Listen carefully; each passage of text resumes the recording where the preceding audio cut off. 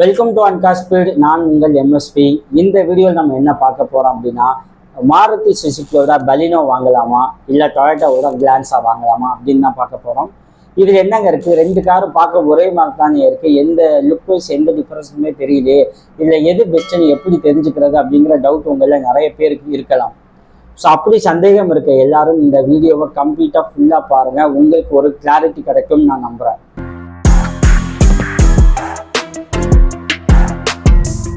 Premium hatchback செக்மெண்ட்டில் நம்மகிட்ட டாடா அல்ட்ராஸ் இருக்குது, ஹுண்டாயோட i10 i20 இருக்குது, பலினோ இந்த கிளான்ஸா இருக்குது.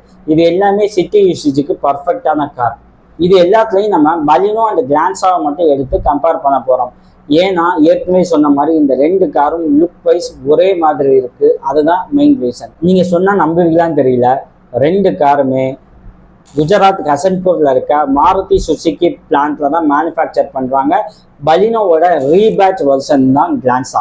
மாருதி சுசுகினா ரேட்டு கம்மியாக இருக்கும், சர்வீஸ் நல்லா இருக்கும். ஸோ நம்ம மாருதி சுசுக்கியே நம்ம போய்க்கலாம், எதுக்கு கிளான்ஸா அப்படின்னு நீங்கள் யோசிச்சிங்க அப்படின்னா, டொயோட்டாவோட சர்வீஸும் one of the top service, equal to Maruti Suzuki அப்படிங்கிறத நான் எந்த வித டவுட்டும் இல்லாமல் சொல்லுவேன். நீங்கள் நம்ப மாட்டீங்க, ஒன்ஸ் டொயோட்டா காரை யூஸ் பண்ணவங்க நெக்ஸ்ட் வேற ஒரு பிராண்டுக்கு அவ்வளோ ஈஸியாக ஸ்விட்ச் ஆக மாட்டாங்க. ஏன்னா டொயோட்டா அவங்களுக்கு அவ்வளோ கம்ஃபர்டபிலிட்டி கொடுக்கும்.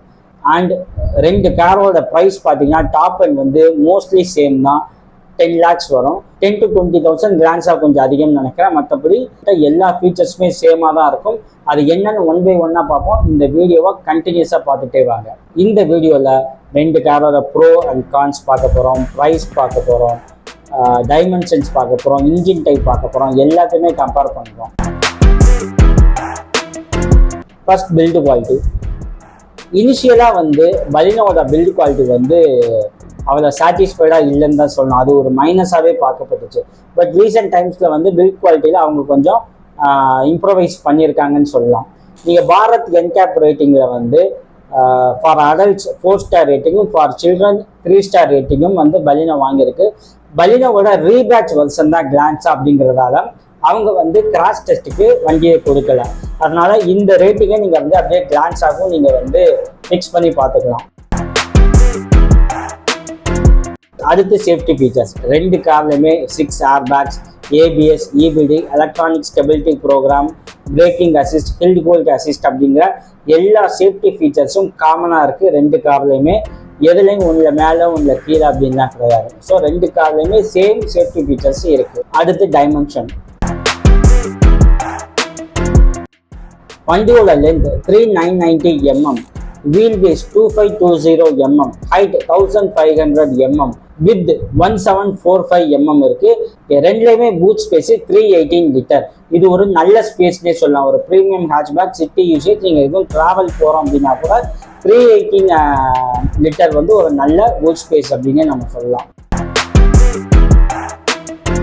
இன்டீரியர் பார்க்குறோம் அப்படின்னு வச்சுக்கோங்களேன், எனக்கு லுக் வைஸ் ரெண்டுமே வந்து சேமாக தான் இருந்தாலும் சின்ன சின்ன விஷயங்களில் பலினோவில் ஒரு சின்ன இம்ப்ரவைஸ் இருக்குது அப்படின்னு நான் நினைக்கிறேன். ரெண்டுலேயுமே டூம் வந்து சேம் தான். Tail lamp also same L shaped tail lamp. இந்த டிஆர்எல் லேம்ப் பார்த்தீங்க அப்படின்னா பலினோவில் ட்ரிபிள் எலமெண்ட் டிஆர்எல் கொடுத்துருப்பாங்க, கிளான்ஸால எல்ஷேப்டு டிஆர்எல் கொடுத்துருப்பாங்க.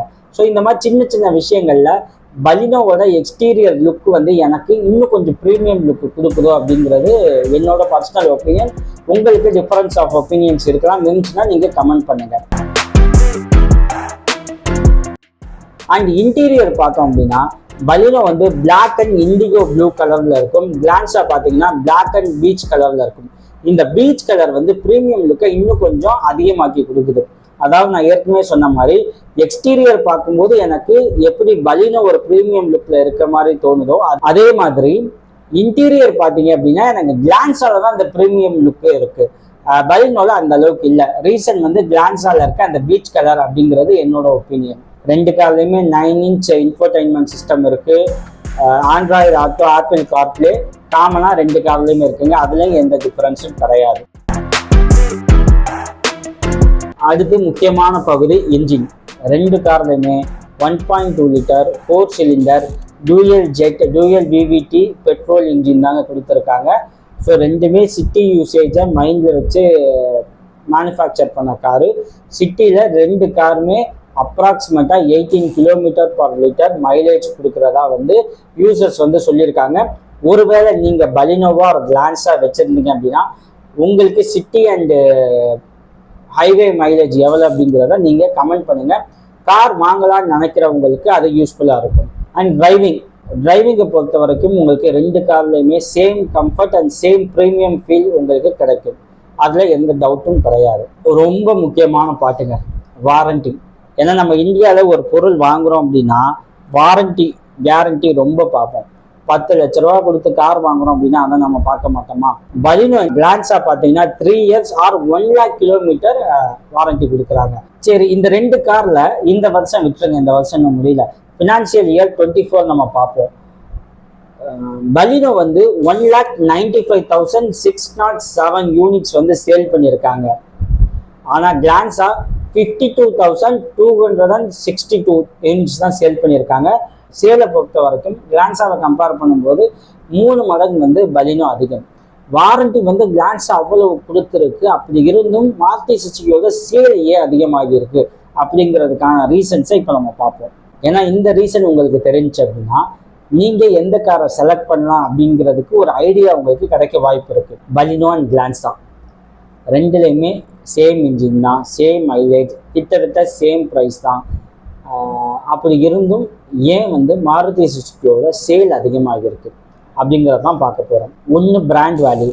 இந்தியாவில் மாருதி சுசுகி அப்படிங்கிற பிராண்டுக்கு இருக்க வேல்யூ வந்து வேறு எந்த கம்பெனிக்குமே கிடையாது அப்படிங்கிறத நம்ம அடித்து சொல்லலாம். ஏன்னா அந்த பிராண்டு மேலே மக்கள் வந்து அவ்வளோ நம்பிக்கை வச்சுருக்காங்க. ஸோ அதுதான் one of the main reason இந்த சேல் அதிகமாக ஆனதுக்கு, பலினோட சேல் வந்து அதிகமானதுக்கு. ஸோ ஏற்கனவே சொன்ன மாதிரி ஒன் வந்து பிராண்ட் வேல்யூ. செகண்ட் வந்து மாருதி சுசுகியோட நெட்வொர்க். நீங்கள் டொயோட்டாவை கம்பேர் பண்ணும்போது மாருதி சுசுகி நெக்ஸா ஷோரூமோட நம்பர்ஸ் வந்து ரொம்ப அதிகம். நாட் ஒன்லி மெயின் சிட்டி, நீங்கள் Tier 2 Tier 3 சிட்டிஸ் போனீங்கன்னா கூட இந்த நெட்வொர்க் பெருசாக இருக்குது. ஸோ அது ரெண்டாவது மிக முக்கியமான ரீசன். மூணாவது வந்து மாருதி சுசுகியில் நீங்கள் வந்து உங்கள் வண்டியை சர்வீஸ் விட்டீங்க அப்படின்னா குயிக்காக சர்வீஸ் முடிச்சு கஸ்டமருக்கு குயிக்காக ரிட்டர்ன் பண்ணிடுவாங்க. அது one of the biggest reason வந்து இந்த சேல் அதிகமானதுக்கு.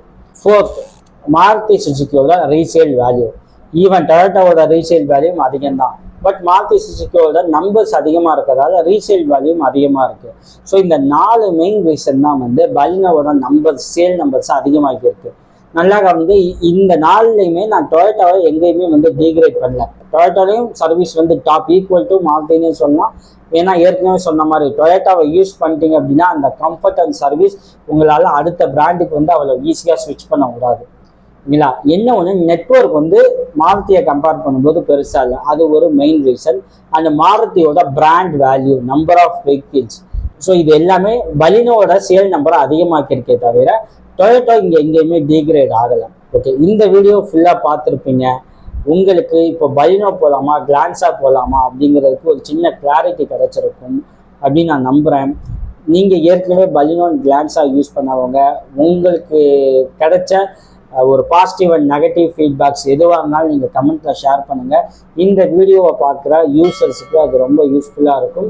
மீண்டும் வேறொரு வீடியோவில் வேறொரு கார் பற்றி பார்ப்போம். தேங்க்யூ.